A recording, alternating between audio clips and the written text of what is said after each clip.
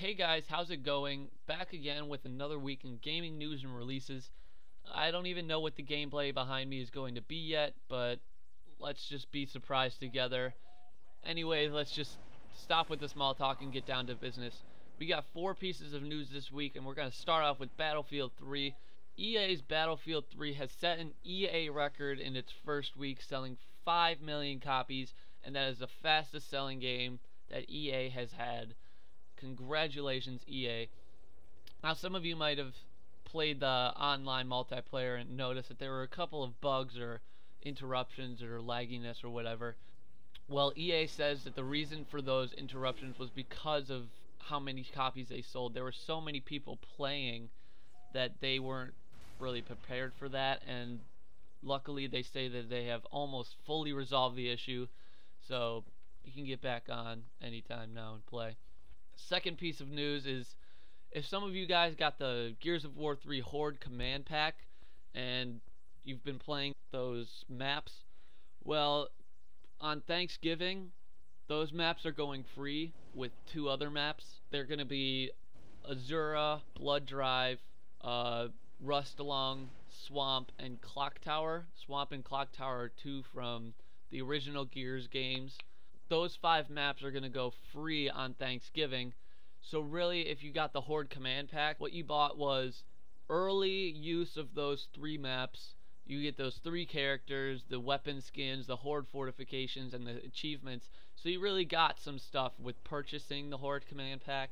But if you didn't want any of those things, then it was kind of a rip-off. But I bought it, and I love the stuff that I got with it.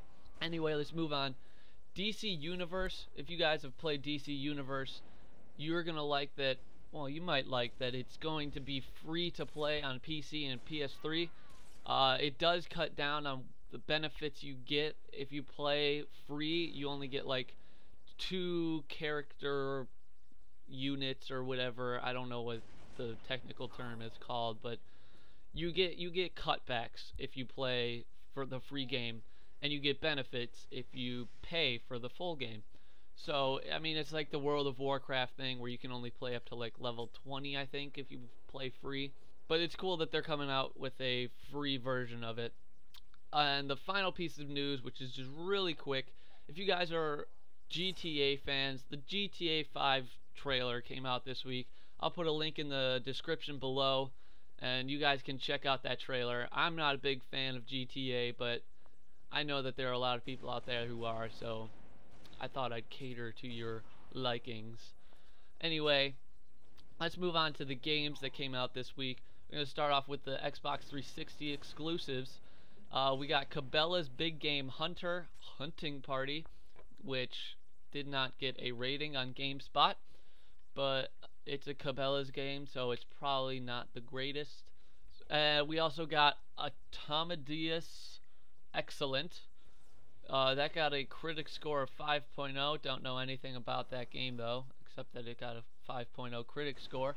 We got Twister Mania, which I'm guessing is probably a Connect game like Twister, and it got a user score of 2.2.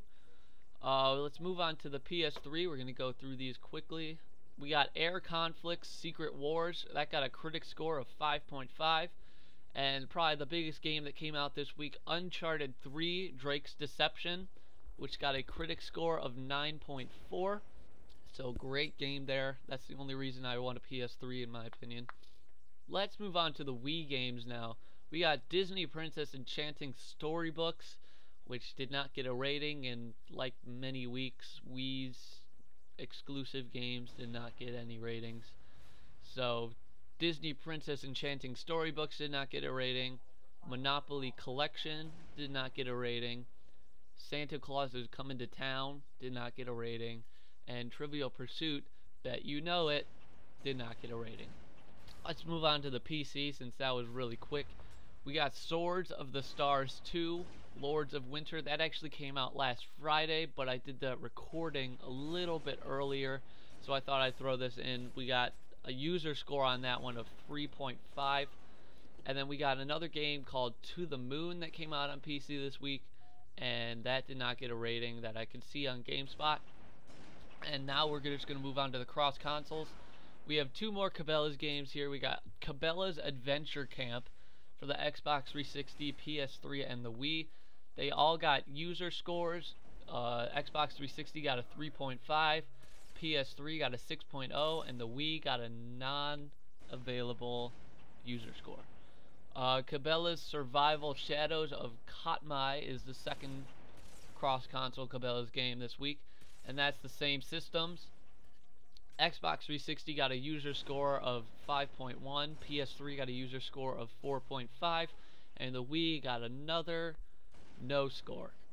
The Family Game Night 4, the game show, also came out on those three systems. We have user scores for all but the Wii, because the Wii didn't get any scores again. The Xbox 360 got a 5.5 and the PS3 got a 5.3. Generator Rex, Agent of Providence, also came out on those three systems.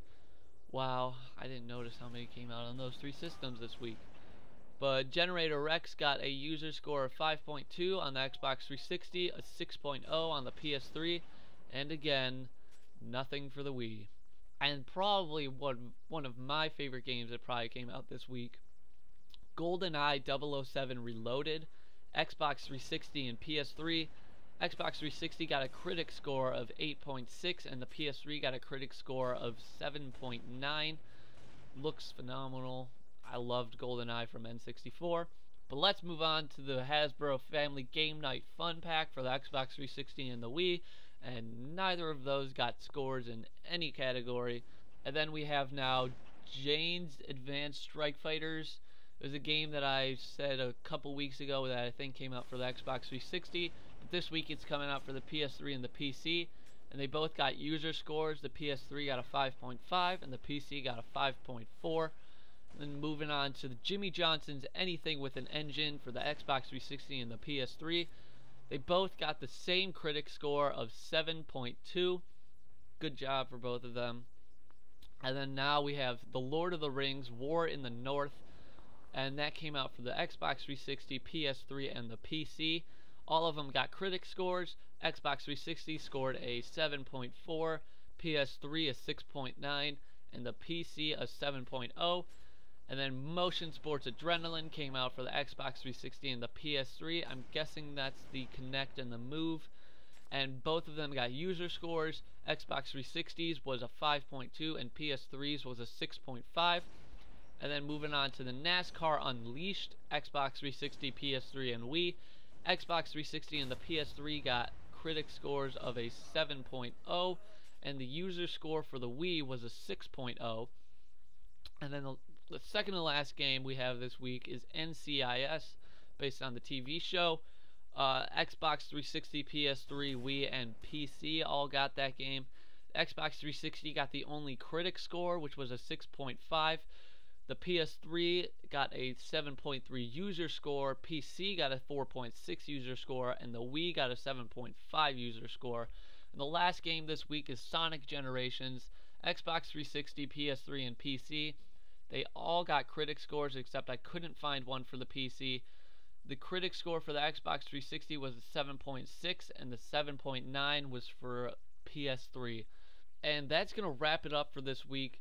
Please share this with your friends. I hope you learned something from it. If you did, leave it in a comment. If you think that this is a stupid series, leave it in the comments. I just want to know what you guys think about this. I just hope you guys have a great week, and as always, stay sexy.